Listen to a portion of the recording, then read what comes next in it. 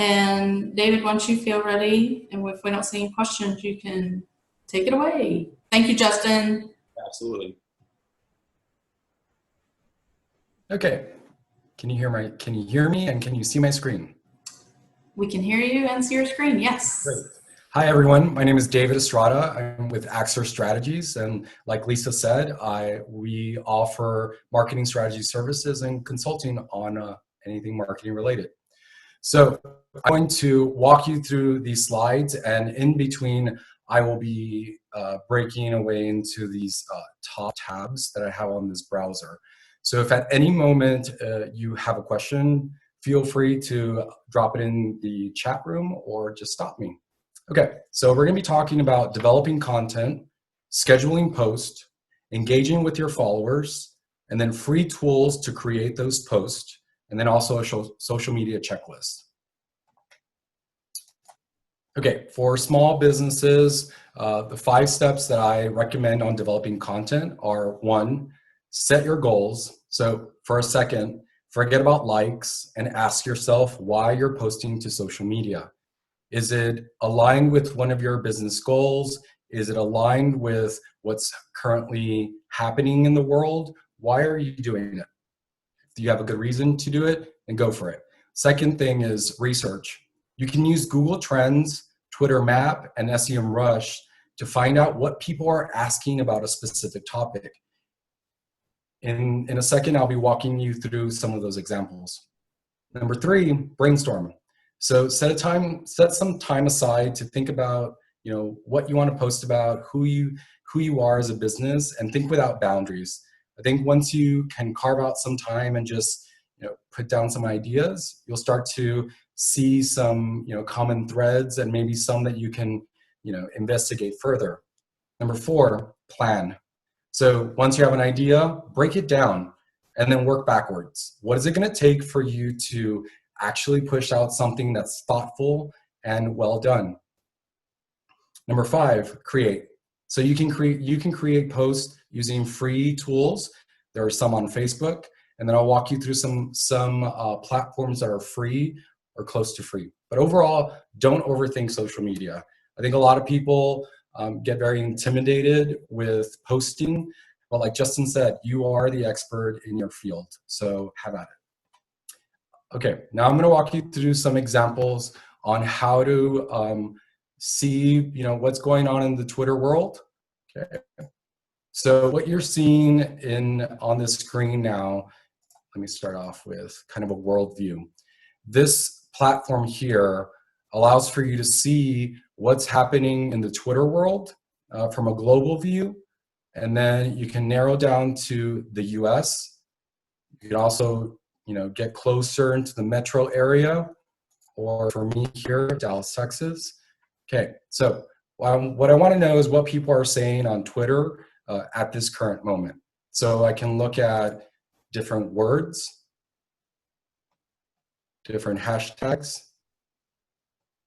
or if I want, specific users that are, very popular at this moment. One word that stood out to me was UFOs. The Pentagon released some information, some classified information, and that took Twitter by storm last night. So if you want to know what's going on in the world, this is a really good resource to use. Another one that is also free is Google Trends.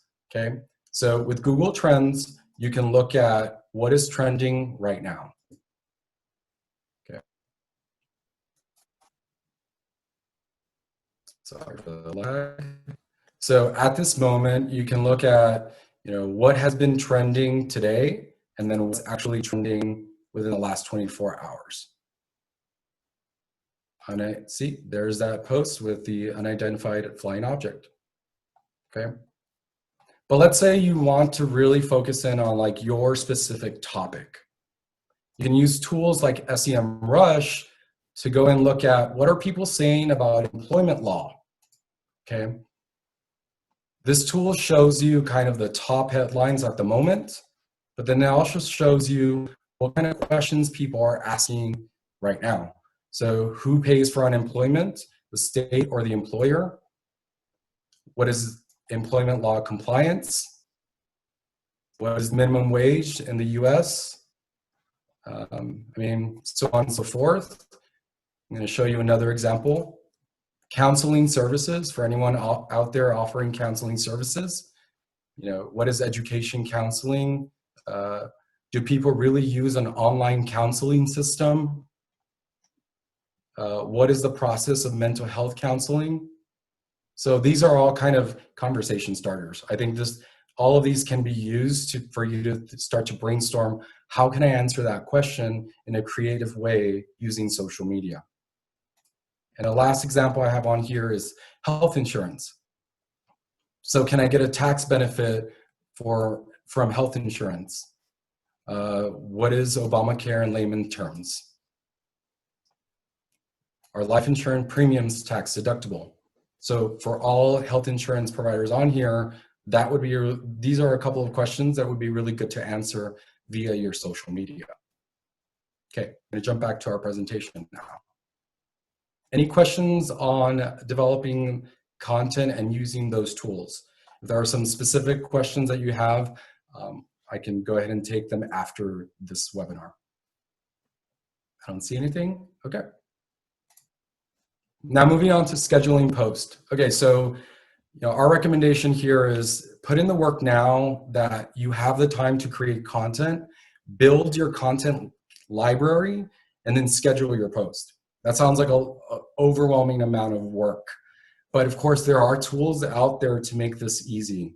One example is native Facebook. Facebook has created a tool for you to be able to schedule your post. But if you want to have access to scheduling posts across other platforms, a good tool would be something like Hootsuite or Buffer, and I'll walk you through some of those in a minute. Second, you can also upgrade your scheduler. So some of those free tools also have upgraded versions that give you more analytics and more power to schedule across platforms. And then number three, if those two don't work for you and you say, I just don't have the bandwidth to do it, there are places like Fiverr where you can outsource your social media to a freelancer to manage your account. The only thing I recommend for everyone on this call is just make sure you have a strategy in place. Okay, don't just go and hire someone and expect for them to understand what it is your goals need to be or what you're trying to strive for. All in all, it's either put in the time or put in some dimes. Any questions on here? No. Okay, so engaging with followers. So when you think of social media, you need to think of it as a relationship.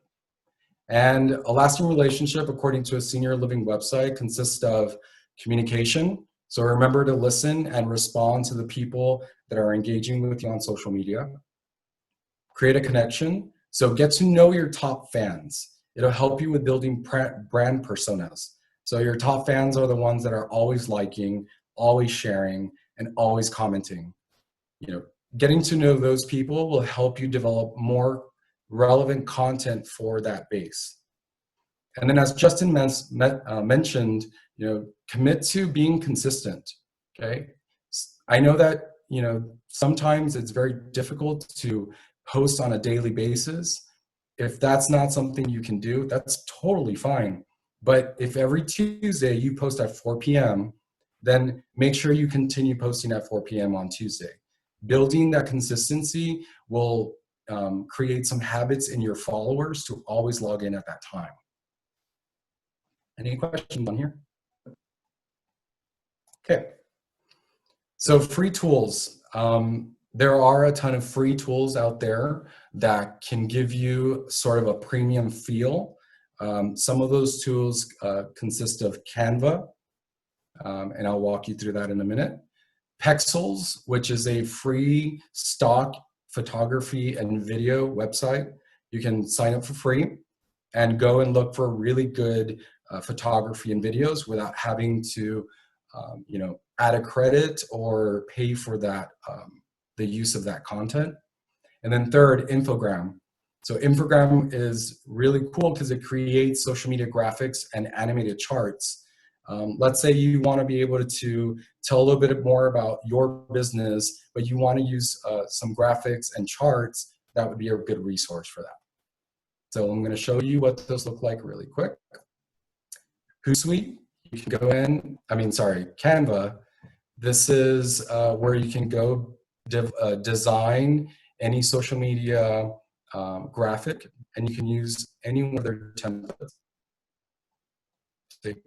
So you can develop Facebook posts, Instagram stories, Instagram posts, covers, etc. Okay.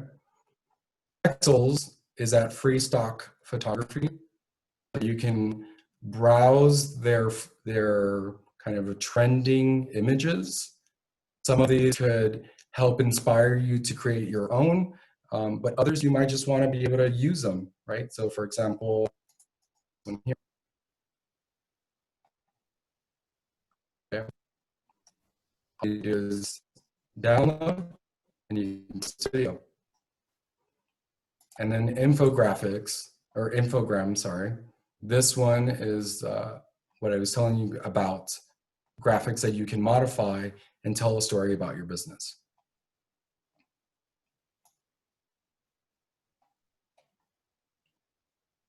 Any questions?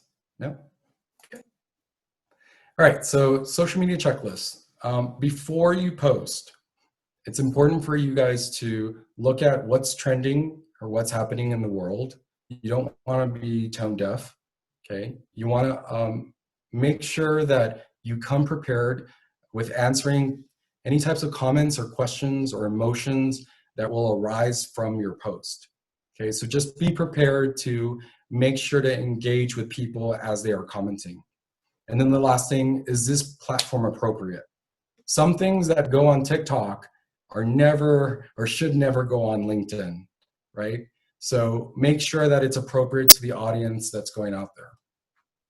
And then when we share this presentation below in the meeting notes, I've included a checklist for like a crisis checklist that shares, tips and tricks on what you could do to make sure your content is appropriate to the time now, right? For COVID-19.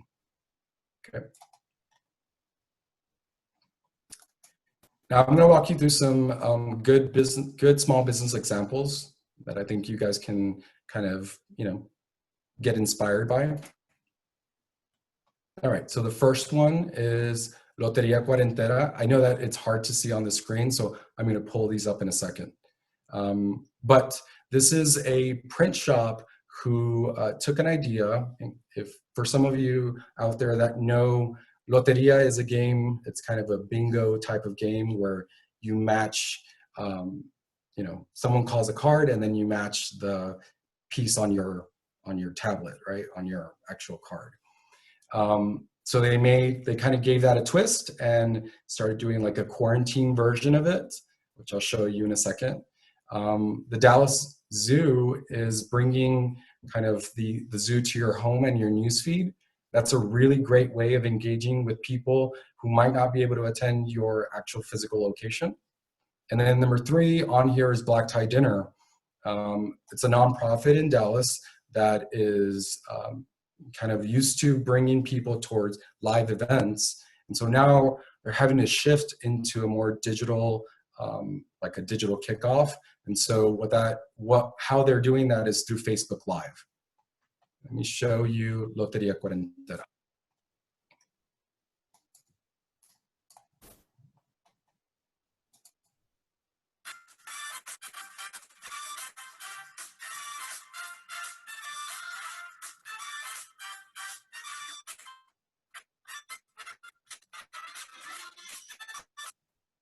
So this video right here was made with something like Canva, okay? Very simple, somewhat of a template. Okay, next example, the Dallas Zoo.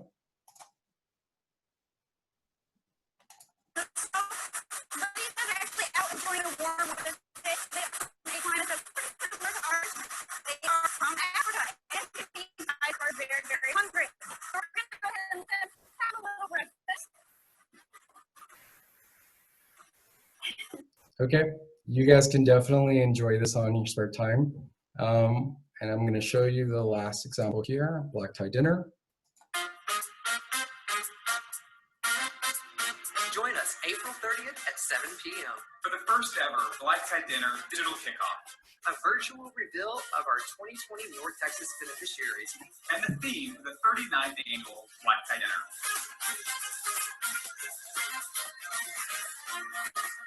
So simple. Any questions on any of these examples? Or maybe I can answer some why they're good, but I feel like those are really relevant to this moment. And I think that they try to extend their content to these digital platforms and get people engaged.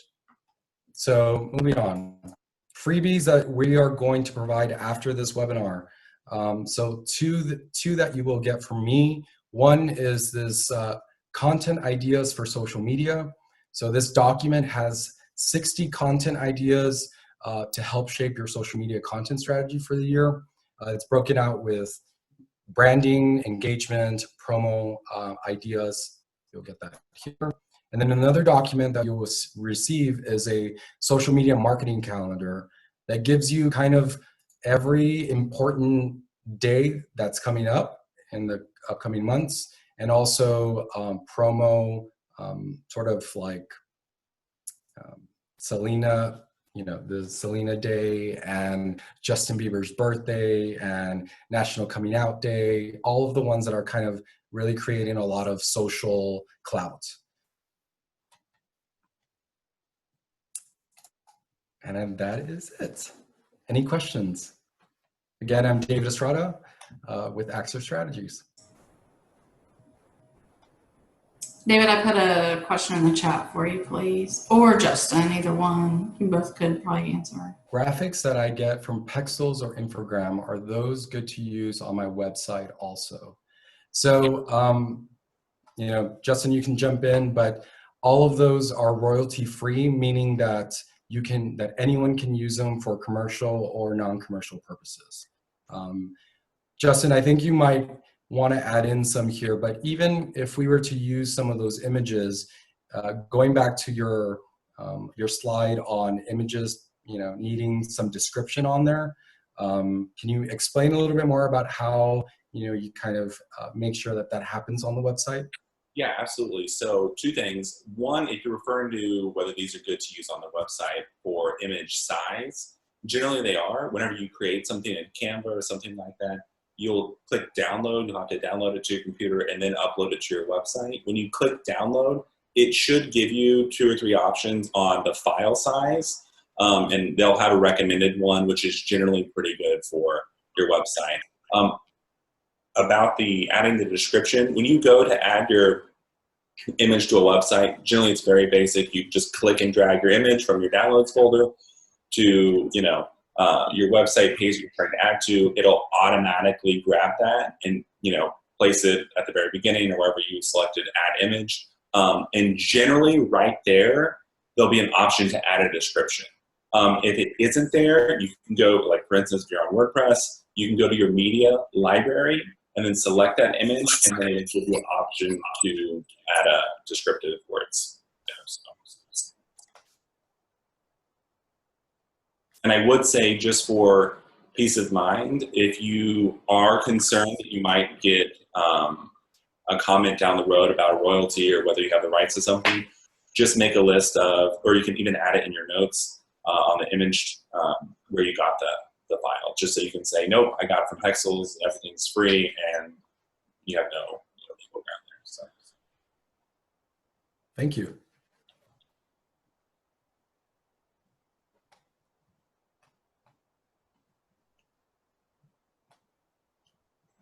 David, I did see in your notes on the crisis planning, I thought it was really great how you said review what you've already created and scheduled, because I'm sure some people get into a pickle by posting something that is very insensitive now and maybe wasn't 2 weeks ago.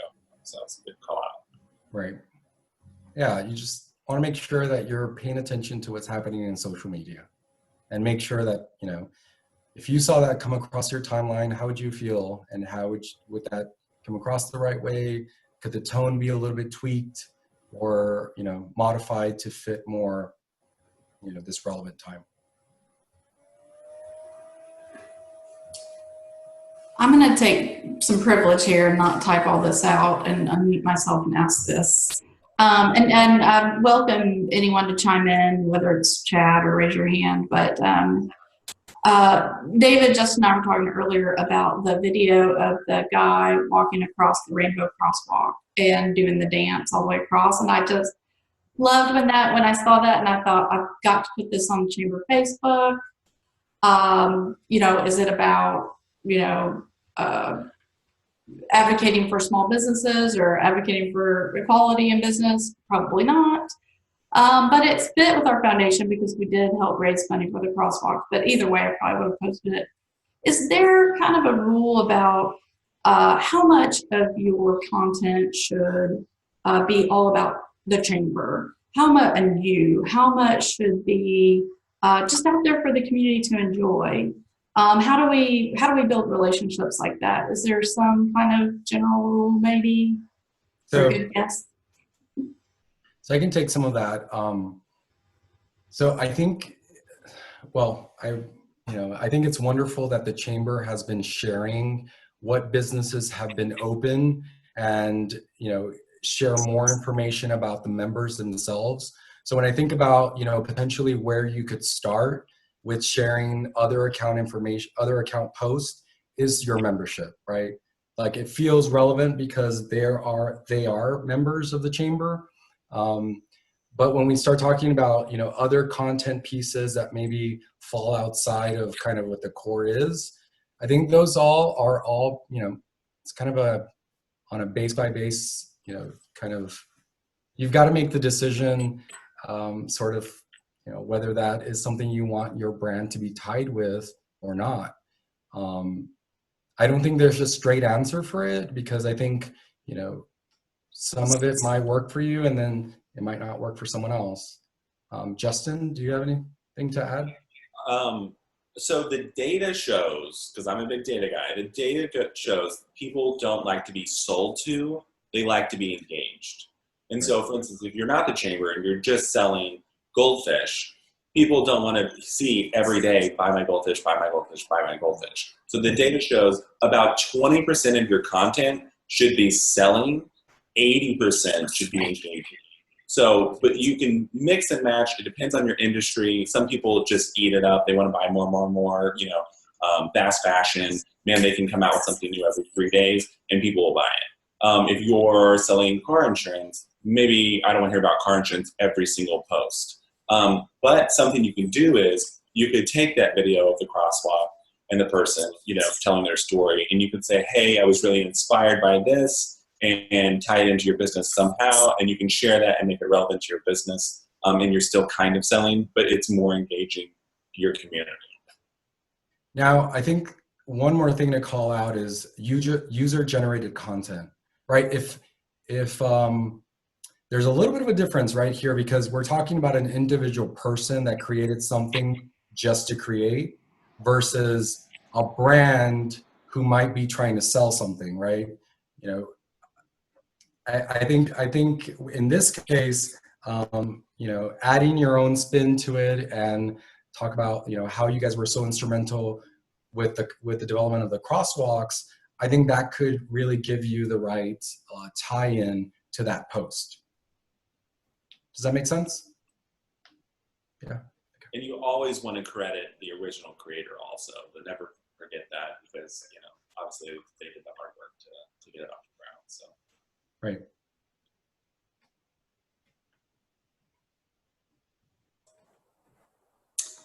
We've got about 5 more minutes. Are there other questions or anything anyone wants to put in the chat, or we can have you chime in?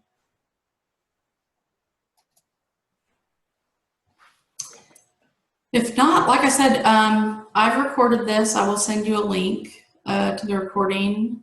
Tracy, appreciate you putting in the link for the Pexels licensing page.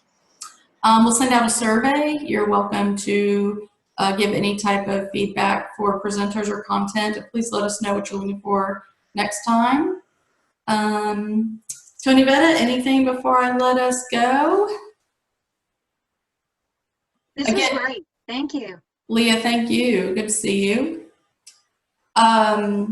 Again, the chamber, if we can help you with membership, if we can help get you on the Open for Business page, we will be communicating more about how Texas plans to open gradually. So please check your email, check our website, check our social media. We want to keep everyone informed and engaged. Jared, you got anything?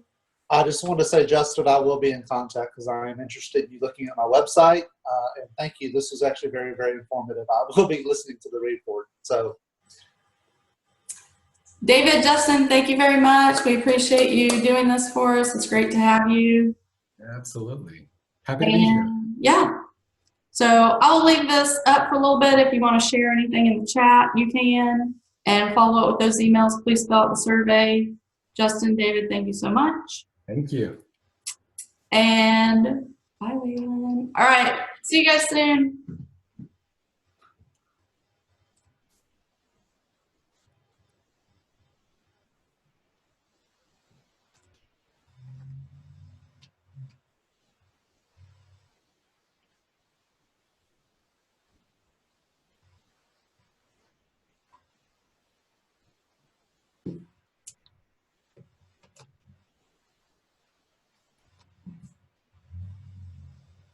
Wow, that went by a lot faster than I thought.